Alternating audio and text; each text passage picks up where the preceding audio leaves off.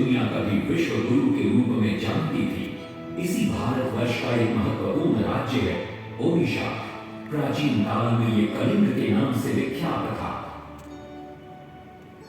सूर्य की पहली किरण इसी प्रदेश के एक कोण पर पड़ती है।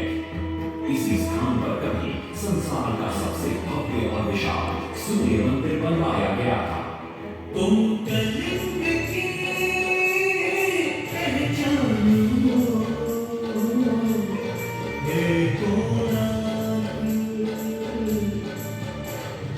इतिहास का स्वाभिमान हो, देखो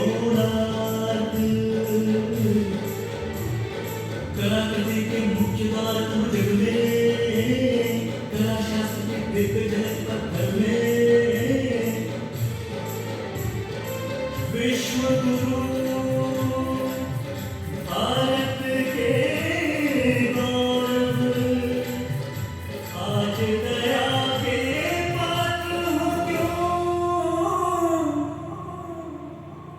कोणार्क कोणार्क कोणार्क कोणार्क। सैकड़ों साल पहले की बात है। पुरातात्विक दस्तावेज के तौर पर संग्रहित पुस्तक मादला पांची और वाया चक्रा में उल्लेख है कि 13वीं सदी में गढ़ वंश के राजा लांगुला नरसिंहदेव ने इस सूर्य मंदिर का निर्माण करवाया था।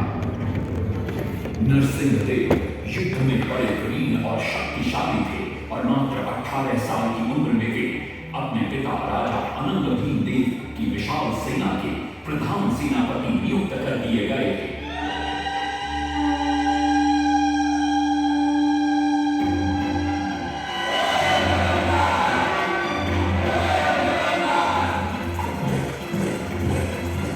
सेनापति बनने के बाद नरसिंहदेव ने अपने कुशल नेतृत्व से दक्षिण के कई आक्रमणकारी राजाओं को युद्ध में हराया।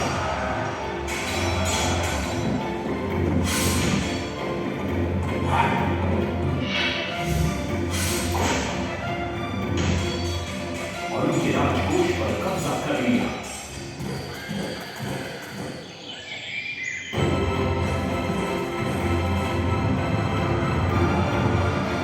तत्पश्चात उन्होंने विजय गोंडा, जिसे आज हम वारंगल के नाम से जानते हैं,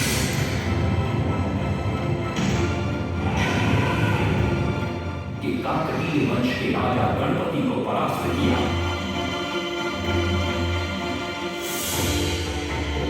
और उनके राजकोष पर भी कब्जा कर लिया। 3 वर्षों तक निरंतर युद्ध के पश्चात जब वे बहुत सारी धन संपदा लेकर कलिंग लौटे तो राजमहल में उनका भव्य स्वागत हुआ।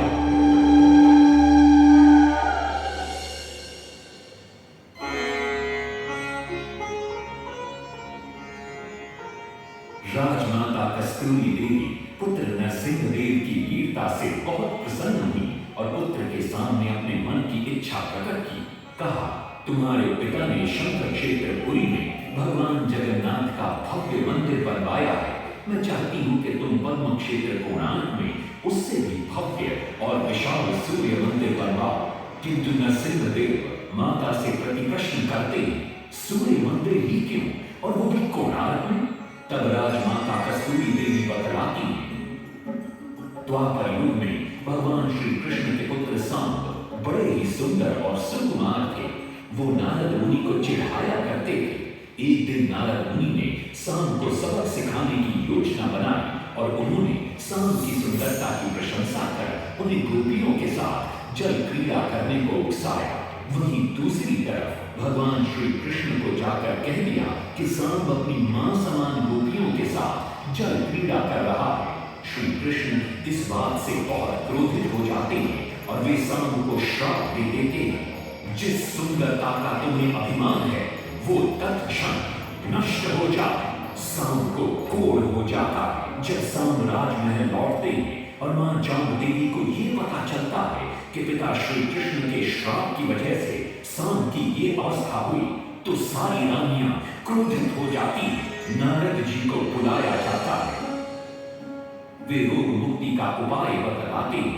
वे कहते हैं, सूर्य की पहली किरण ऊढ़ देश के एक कोण पर पड़ती है जिसका नाम कोणार्क है। शाम को वहीं जाकर सूर्य की आराधना करनी होगी।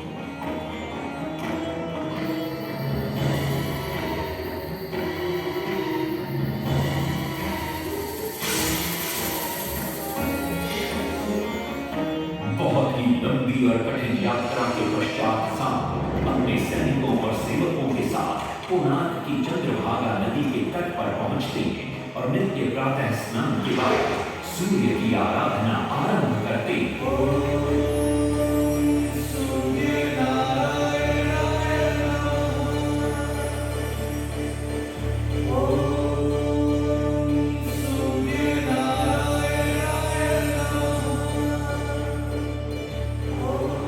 अन्न जल त्याग कर 12 साल की कठिन तपस्या के बाद सूर्य देव प्रसन्न होकर प्रकट होते और सब को रोग मुक्त होने का वरदान देते। पुत्र, आज रात्रि के चतुर्थ प्रहर में स्नान करते समय नदी के तल में तुम्हें एक वस्तु मिले, वो मेरा ही प्रतिरूप होगी। उसका स्पर्श पाते ही तुम इस कोढ़ रोग से मुक्त हो जाओगे। स्नान के पश्चात सांब जब नदी से बाहर आते तो वो रोग मुक्त हो चुके होते। उनके हाथ में एक छोटा सा पत्थर है। उनके सुंदर और सुकुमार शरीर को देखकर सारे अनुचर और सिपाही प्रसन्न होते। सांब उस पत्थर को वहीं स्थापित कर एक छोटा सा मंदिर बनवाते। लेकिन जब उन्हें ज्ञात होता है कि सूर्य पूजा का विधि विधान यहाँ किसी को पता नहीं है तो वे चिंतित हो जाते। वे ध्यान में बैठते। सूर्य देव पुनः प्रकट होते और शाम के पूछने पर बतलाते कि दूर पश्चिम में साक्य देश के माता ब्राह्मण पूजा की विधि विधान जानते। शाम साक्य देश की ओर निकल पड़ते जो आज का ईरान है। महीनों की लंबी यात्रा के बाद शाम 18 माता ब्राह्मण परिवारों को साथ लेकर कोणार्क लौटते और सूर्य मंदिर में पूजा शुरू हो जाती है। राजमाता कस्तूरी देवी नरसिंह देव को बतलाती है कि विवाह के कई वर्षों बाद तक जब हम निसंतान थे, मैंने भी उस सूर्य मंदिर में पूजा अर्चना की और तुम पुत्र रूप में मुझे प्राप्त हुए। माता की बात सुनकर नरसिंह देव मां को कोणार्क में संसार का सबसे भव्य और विशाल मंदिर बनाने का वचन देते। सदाशिव सामंतराय महापात्र जो शिवई सांतरा के नाम से लोकप्रिय थे, वे अपने सहयोगी बीसु महाराणा के साथ मंदिर का प्रतिरूप बनाते और नरसिंह देव के समक्ष प्रस्तुत करते। नरसिंह देव मंदिर का प्रतिरूप देखकर अभिभूत हो जाते और शीघ्र मंदिर निर्माण कार्य आरंभ करने का आदेश देते। दूर से बड़े-बड़े पत्थर लाए गए, जितने पत्थर डाले गए सारे टूट गए। आदमी को डाला, उसमें डाले गए, नहीं पता डाला, सारे टूट गए। सिर्फ शांत ना हुए परेशान, किस विधि मंदिर बने। सिर्फ शांत ना हुए परेशान, किस विधि मंदिर बने। एक दिन वे चिंतामग्न कोणार्क लौट रहे थे, तभी उन्हें प्यास महसूस हुई। उन्हें पास ही में एक कुटिया दिखाई पड़ती है जहाँ एक बूढ़ी औरत से उनकी भेंट होती है। शिवई सांतरा पानी मांगते हैं। बूढ़ी औरत पानी के साथ गरम गरम भोजन भी लेकर आती है। वे थाली के बीच में हाथ डालते हैं जिससे उनका हाथ जल जाता है।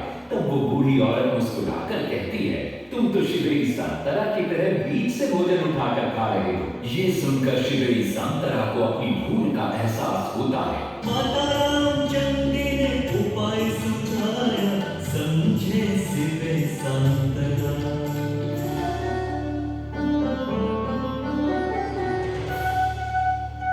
तत्पश्चात वो किनारे से पत्थर डलवाना शुरू करते हैं और मंदिर निर्माण का कार्य तेजी से आगे बढ़ने लगता है। 1200 शिल्पियों ने 12 वर्ष में मंदिर बनाया।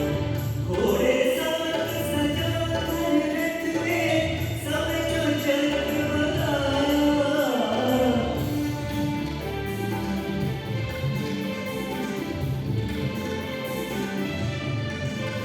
दूसरी तरफ कलिंग के उत्तर के राज्यों के नवाबों के बार बार राज्य पर आक्रमण हो रहे थे।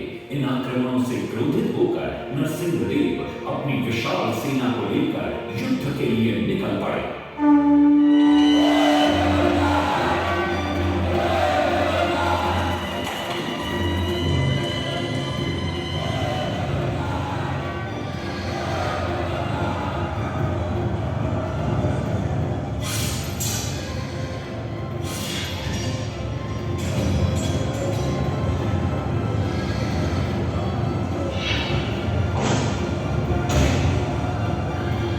शक्तिशाली गौरवंग के नवाबों को भी युद्ध में परास्त कर दिया और उनसे प्राप्त सारा धन अपने कब्जे में लेकर सूर्य मंदिर के निर्माण कार्य में लगा दिया। 1200 कारीगरों के अथक प्रयास से 12 साल बाद विशाल और भव्य सूर्य मंदिर बनकर तैयार हुआ। उस समय के लोगों में वास्तुशास्त्र, ज्योतिष शास्त्र और खगोल शास्त्र का जो ज्ञान था, उसे देखकर आज के बड़े बड़े वैज्ञानिक भी आश्चर्यचकित रह जाते हैं। कई प्रयासों के बाद भी मंदिर के गुंबद पर कलश स्थापित नहीं हो पा रहा था। क्रोधित नरसिंहदेव ने आदेश दिया कि कल प्रातः काल तक यदि कलश स्थापित नहीं हुआ तो सबके सर धड़ से अलग कर दिए जाएंगे। सभी शिल्पकार घोर चिंता में डूब जाते।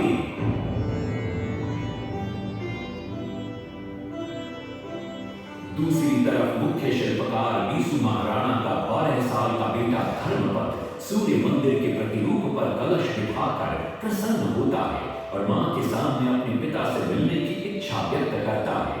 मां अपने बागीचे के पेड़ पोटली में बांध कर देती है और कहती है, अपने कुत्ते बलिया को साथ लेकर कोणार्क जा।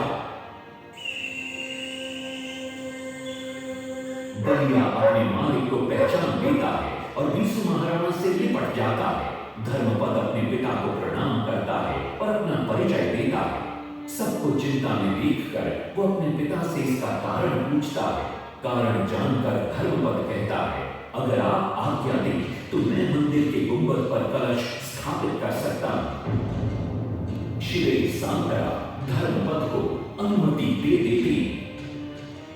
धर्मपद गुंबद पर चढ़ जाता है और कुछ ही समय के प्रयत्न के पश्चात वो कलश को स्थापित करने में सफल हो जाता है। गुंबद पर कलश स्थापित होते ही नीचे गर्भगृह में चारों दिशाओं में लगे चुंबकों के आकर्षण से सूर्य महाप्रभु की मूर्ति शून्य में स्थापित हो जाती है। सब धर्मपद को कंधे पर बिठाकर खुशी से नृत्य करने लगते हैं। तभी कुछ कारीगर इसका विरोध करते हुए कहते हैं, अगर सुबह राजा को ये पता लग गया कि इस बच्चे ने कलश को स्थापित किया है तो किसी का बचना संभव नहीं है, इसलिए धर्मपद को मरना होगा। इस बात से शिवे सांतरा बड़े क्रोधित हो जाते हैं। भीषण वाद विवाद छिड़ जाता है। ये सब देखकर धर्मपद गहरी चिंता में पड़ जाता है और वो सोचता है कि यदि मेरे जीवित रहने से इन सब का सर काट दिया जाएगा तो इससे अच्छा है कि मैं आत्म बलिदान कर दूं ताकि सबके प्राण बच जाएं। और उसी पल धर्मपद नवनिर्मित सूर्य मंदिर के शिखर पर चढ़ जाता है।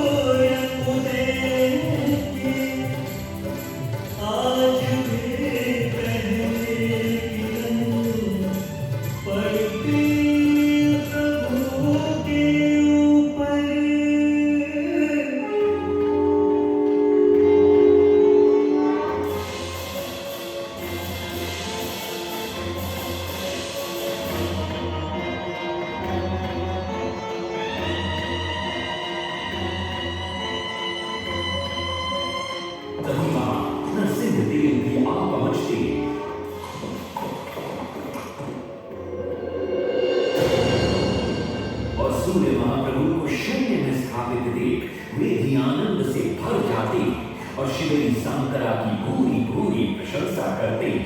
वो ये भी घोषणा करते कि मां शुक्ल पक्ष की सप्तमी को मंदिर की प्राण प्रतिष्ठा की जाएगी। लेकिन श्री शंकरा कहते, राजन तिथि तो अच्छी है, लेकिन मंदिर की प्राण प्रतिष्ठा के लिए ये शुभ नहीं है। किंतु राजा अपनी बात पर अड़ जाते। श्री शंकरा को दुख होता है और कोई वाद विवाद किए बिना वे हमेशा के लिए वहां से चले जाते।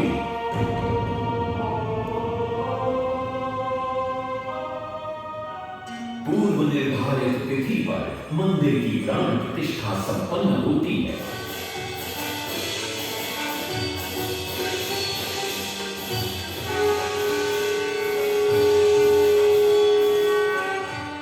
लेकिन कुछ दिनों बाद अमंगल होना शुरू हो जाता है। सबसे पहले विराट सिंह की मूर्ति नीचे आ गिरती है। तत्पश्चात मंदिर की शिलाओं का गिरना भी शुरू हो जाता है। नरसिंह देव को अब समझ में आता है कि श्री शंकरा का कहना सही था, लेकिन देर हो चुकी थी। बहुत साल बाद मंदिर के आसपास जंगल उगाए और ये मंदिर घने जंगलों के बीच छुप गया। जब अंग्रेजों ने जंगल के बीच इस मंदिर को देखा तो उन्होंने इसका पुनरुद्धार किया। आज आप उसी विशाल मंदिर के भग्नावशेष देख रहे हैं। ये है इस प्रसिद्ध मंदिर की कथा। अब इस कथा में कितनी सत्यता है और कितनी कल्पना है ये तो किसी को नहीं मालूम, लेकिन ओडिशा की जन श्रुतियों में यही कथा विद्यमान है।